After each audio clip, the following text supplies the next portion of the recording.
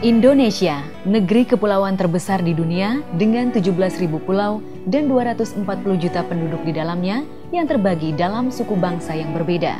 Secara geologis, wilayah Indonesia yang terletak di pertemuan 4 lempeng besar benua dan samudra merupakan daerah yang sangat rentan terhadap bahaya gempa bumi dan bahaya ikutannya, seperti tsunami dan lain sebagainya. Indonesia juga dilalui oleh 2 jalur pegunungan muda, yaitu Pegunungan Mediterania di sebelah barat dan Pegunungan Sirkumpasifik di sebelah timur. Adanya 2 jalur pegunungan tersebut menyebabkan Indonesia banyak memiliki gunung api yang aktif dan rawan meletus.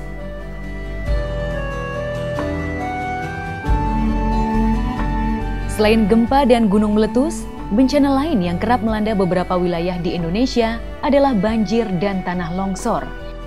Indonesia terkadang juga sering menghadapi bencana akibat ulah manusia, seperti kebakaran, kecelakaan industri, ledakan bom, dan konflik atau kerusuhan sosial.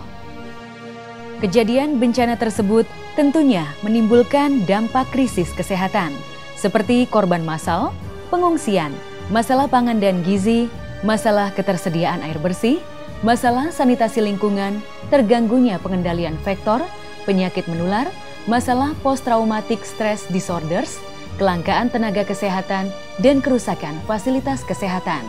Berdasarkan pengalaman dalam menangani krisis akibat bencana, kerusakan fasilitas kesehatan yang terjadi sering mengganggu pelayanan kesehatan. Dalam situasi bencana atau kedaruratan, timbulnya korban massal memerlukan penguatan fasilitas kesehatan yang ada untuk memberikan jaminan pelayanan kesehatan bagi korban bencana.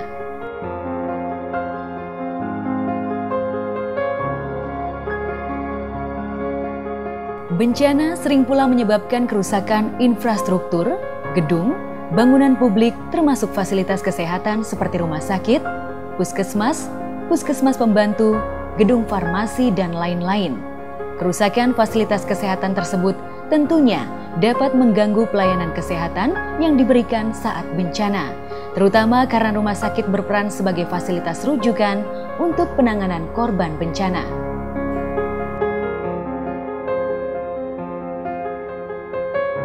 Untuk itulah, pemerintah dalam hal ini Kementerian Kesehatan melalui Pusat Penanggulangan Krisis Kesehatan yang bertugas melaksanakan koordinasi pelaksanaan dan pengendalian penanggulangan krisis kesehatan serta memobilisasi sumber daya dalam penanggulangan krisis kesehatan selama tahun 2014 telah melakukan upaya penanggulangan krisis kesehatan pada berbagai bencana alam seperti banjir di Provinsi DKI Jakarta, erupsi Gunung Sinabung di Kabupaten Karo, Sumatera Utara, erupsi Gunung Kelut di Kediri, Jawa Timur, erupsi Gunung Slamet di Jawa Tengah, banjir bandang di Kota Manado, dan lain sebagainya.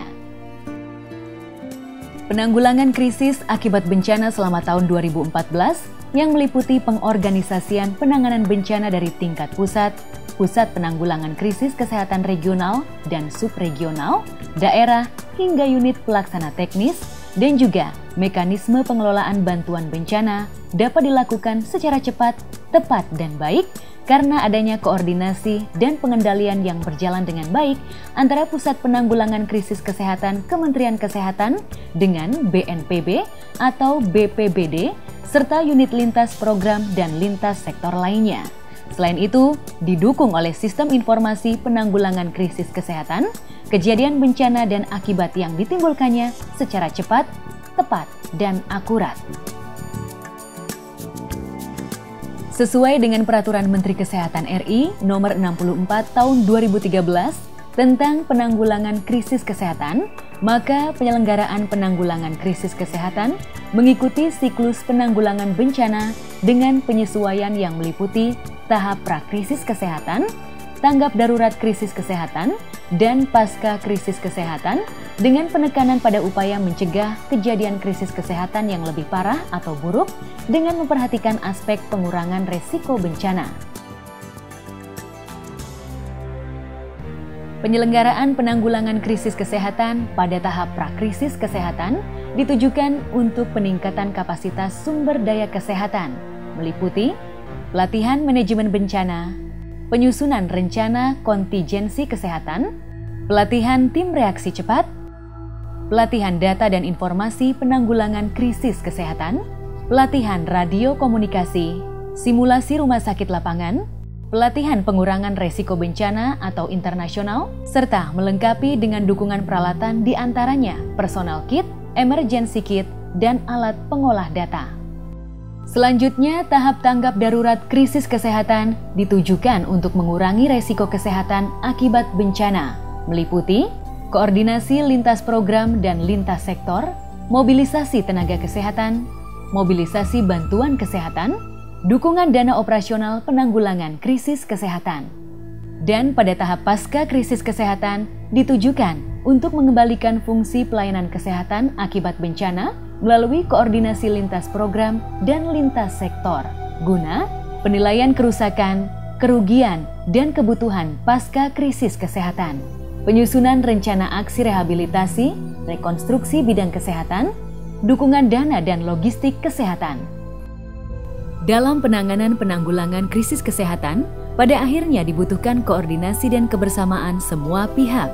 Dengan penanganan krisis kesehatan secara cepat, tepat, dan akurat, maka upaya penanggulangan krisis kesehatan akan berhasil guna dan berdaya guna dalam menurunkan risiko kesehatan pada setiap kejadian atau bencana yang menimbulkan atau berdampak pada krisis kesehatan.